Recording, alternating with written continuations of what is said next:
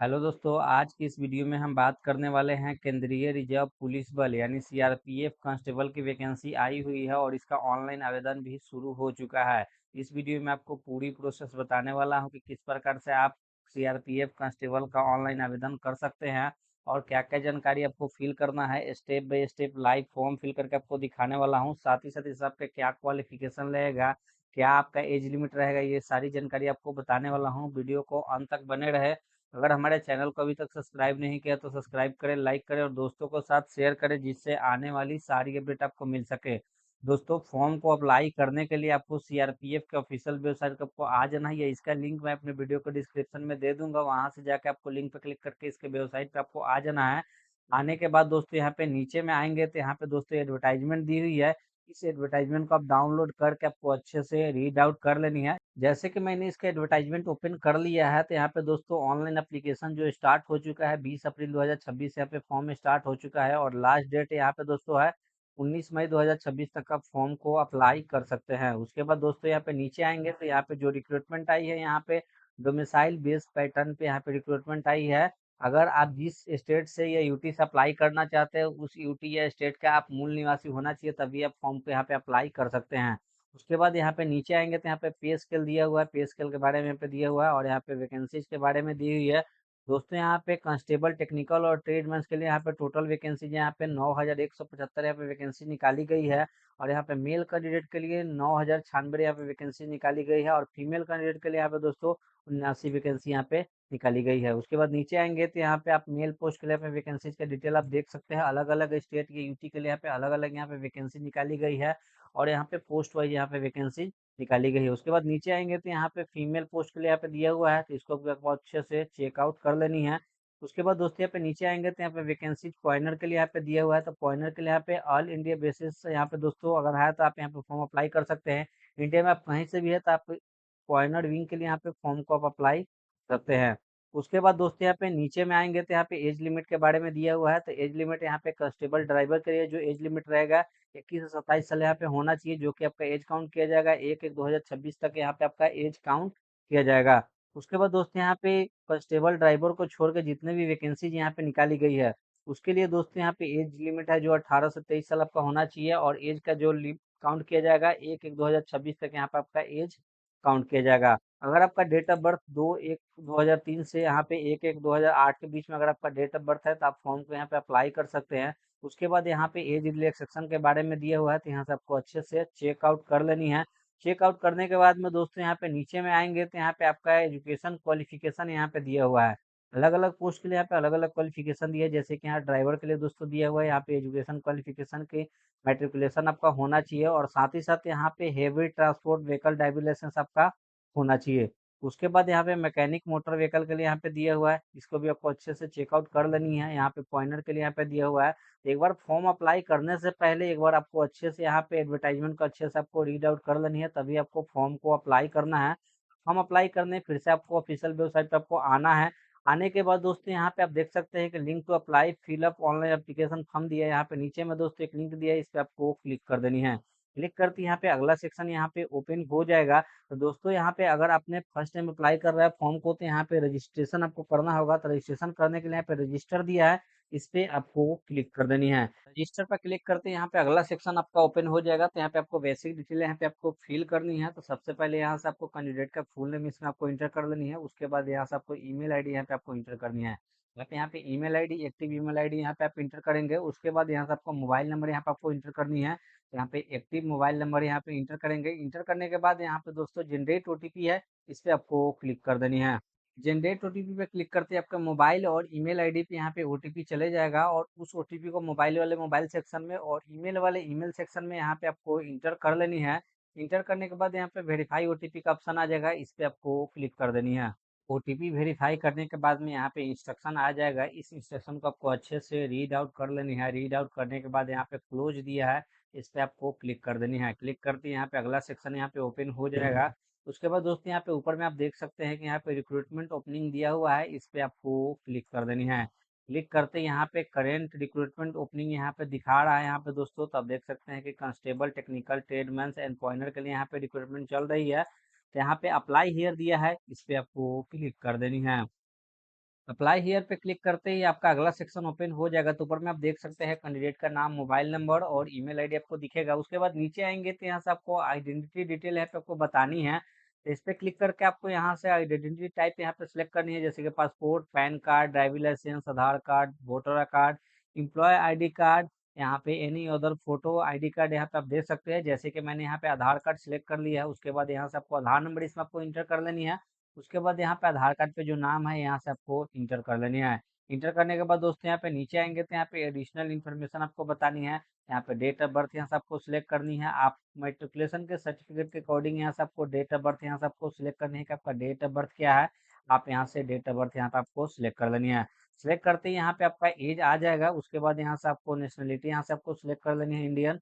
उसके बाद यहाँ से आपको फादर नेम यहाँ पे आपको बताना है। आप सर्टिफिकेट के अकॉर्डिंग यहाँ पे फादर्स नेम यहाँ पे आपको इंटर कर लेनी है। फिर यहाँ पे मदर्स नेम इसमें आपको इंटर कर लेनी है। फिर यहाँ से आपको permanent identification mark on body यहाँ पे आपको इंटर करनी है, जैसे कि कोई बॉडी पे कट का मार्क हो या कोई मोल हो, यहाँ से आपको इंटर कर लेनी है। उसके बाद यहाँ से आपको जेंडर बतानी है। तो इस पे क्लिक करके आप जेंडर मेल फीमेल यहाँ से आपको जेंडर बता देनी है। उसके बाद यहाँ से मैरिटल स्टेटस यहाँ पे आपको बतानी है। तो इस पे क्लिक करके आप मैरिटल स्टेटस यहाँ से बताएंगे, मैरिड है, अनमैरिड है, डिवोर्स है, विडो, यहाँ से जो है यहाँ से आपको सिलेक्ट कर लेनी है। सिलेक्ट करने के बाद दोस्तों नीचे आएंगे तो यहाँ से आपको डोमिसाइल डिटेल यहाँ पे आपको पूछा गया है।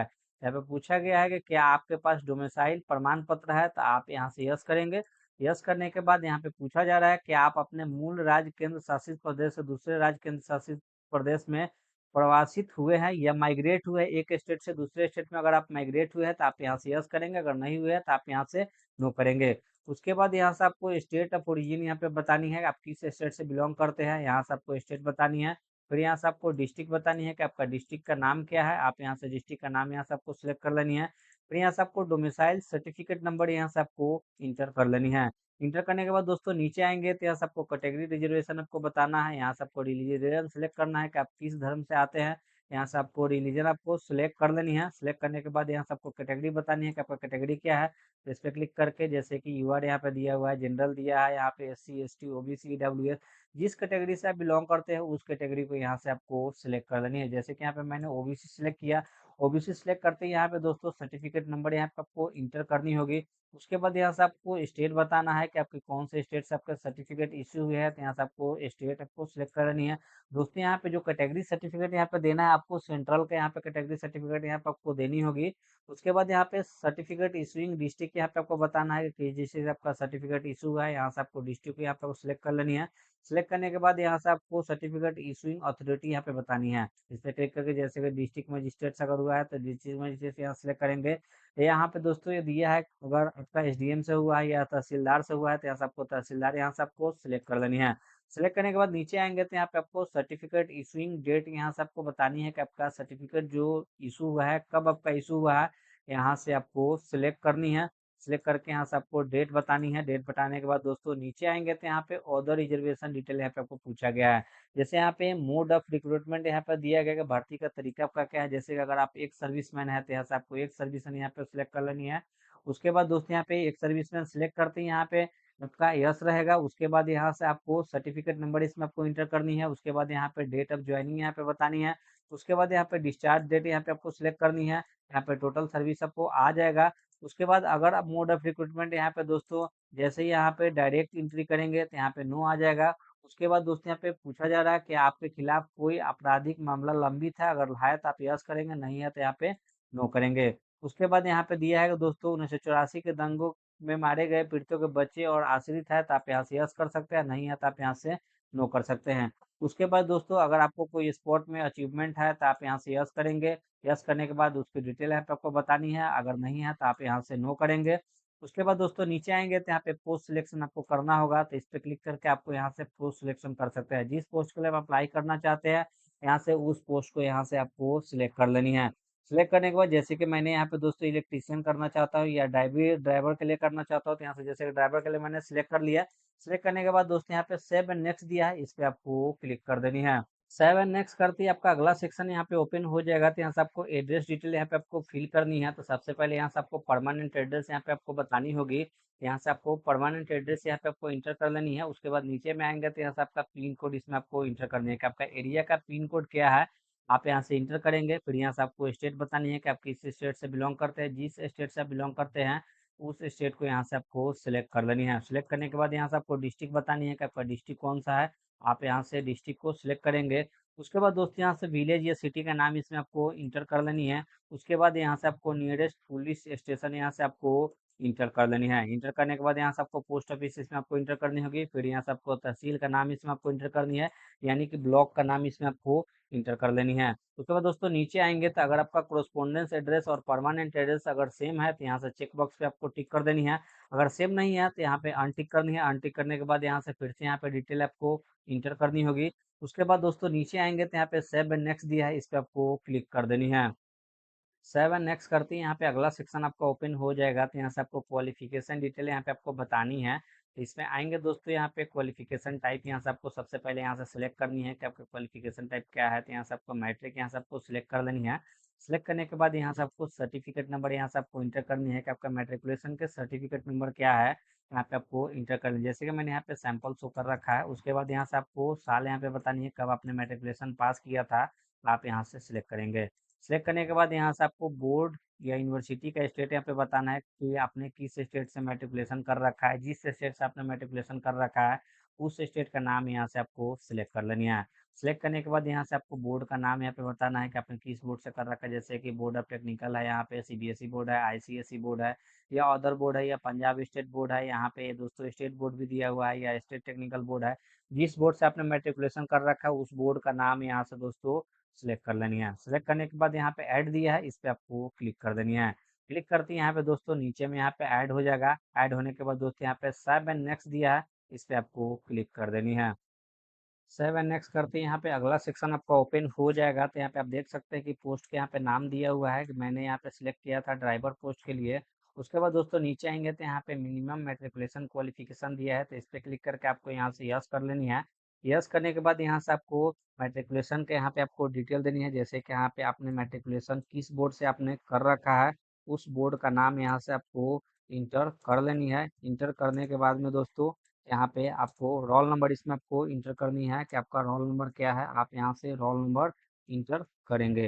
रोल नंबर इंटर करने के बाद में दोस्तों आपका परसेंटेज क्या है, आप परसेंटेज भी दे सकते हैं। यहाँ पे आपका परसेंटेज कितना है, आप यहाँ से परसेंटेज दोस्तों आपको यहाँ पे दे देनी है।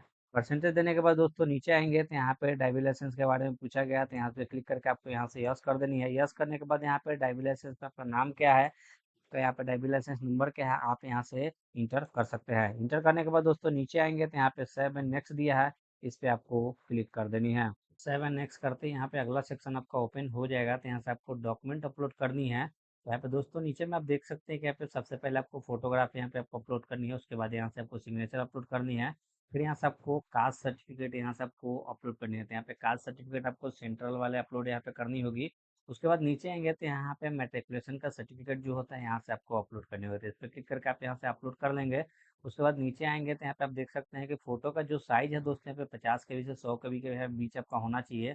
और जो फॉर्मेट है जेपीजी और पीएनजी फॉर्मेट में होना चाहिए। उसके बाद दोस्तों यहाँ पे सिग्नेचर है जो 50 KB से 100 KB के बीच में होना चाहिए, और इसका भी जो फॉर्मेट है जेपीजी और पीएनजी फॉर्मेट में होना चाहिए। उसके बाद दोस्तों यहाँ पे अदर सर्टिफिकेट जैसे दिए हुए कास्ट सर्टिफिकेट और मेट्रिकुलेशन का सर्टिफिकेट जो है, यहाँ से आपको 100 KB से 500 KB के बीच में आपका साइज होना चाहिए। और यहाँ पर दोस्तों जेपीजी पीएनजी या पीडीएफ फॉर्मेट में यहाँ पे आपको अपलोड कर देनी है। तो इस पर क्लिक करके आप यहाँ से अपलोड कर सकते हैं। अपलोड करने के बाद दोस्तों यहाँ पे नीचे आएंगे तो यहाँ पे डिक्लेरेशन दिया है, इसको आपको अच्छे से रीड कर लेंगे। रीड करने के बाद यहाँ पे चेक बॉक्स दिया है, इस पे आपको टिक कर देनी है। टिक करने के बाद यहाँ पे सेव एंड नेक्स्ट दिया है, इस पे आपको क्लिक कर देनी है। सेव एंड नेक्स्ट करते हैं, यहाँ पे आपका एप्लीकेशन प्रीव्यू हो जाएगा। तो ऊपर में आप देख सकते हैं जो आपने डिटेल फिल किया, तो सारी डिटेल आपको दिख जाएगा। उसके बाद नीचे आएंगे तो यहाँ से आपको प्लेस इसमें आपको इंटर कर लेनी है। उसके बाद दोस्तों यहाँ से आपको सेंटर प्रेफरेंस आपको बतानी है, तो इस पर क्लिक करके आपको यहाँ से सेंटर प्रेफरेंस आपको देनी है। यहाँ पे मल्टीपल यहाँ पे सेंटर आ जाएगा, यहाँ से आपको सेंटर प्रेफरेंस सिलेक्ट कर लेनी है। सिलेक्ट करने के बाद यहाँ पे फी डिटेल के बारे में दिया है कि यहाँ पे 147 रुपये 20 पैसे यहाँ पे आपको पे करने होंगे। उसके बाद यहाँ से पेमेंट गेटवे के बारे में दिया है। उसके बाद नीचे आएंगे तो यहाँ पे चेक बॉक्स दिया है, इस पे आपको टिक कर देनी है। टिक करने के बाद दोस्तों यहाँ पे पे नाउ दिया है, इस पे आपको क्लिक कर देनी है। पे नाउ पे क्लिक करते ही यहाँ पे आप देख सकते हैं कि हमें पेमेंट गेटवे यहाँ पे आ गया है। यहाँ पे आप कार्ड से पेमेंट कर सकते हैं। Card number, expiry date, CVV number डाल के आप यहाँ से कर सकते हैं, या आप यहाँ से नेट बैंकिंग से भी यहाँ पे आप कर सकते हैं। यहाँ पे मल्टीपल दिया हुआ है, जिस बैंक से आप करना चाहते हैं यहाँ से आप कर सकते हैं। उसके बाद या तो दोस्तों यहाँ पे यूपीआई से भी आप यहाँ पे पेमेंट कर सकते हैं। तो इस पे क्लिक करके यहाँ से जनरेट क्यूआर कोड करके यहाँ से क्यूआर कोड को जनरेट करके यहाँ से आपको ऑनलाइन पेमेंट आप कर सकते हैं। दोस्तों आशा करता हूँ कि वीडियो आपको अच्छा लगा होगा। वीडियो अच्छा लगा होगा तो वीडियो को लाइक करें, शेयर करें और हमारे चैनल को सब्सक्राइब करें।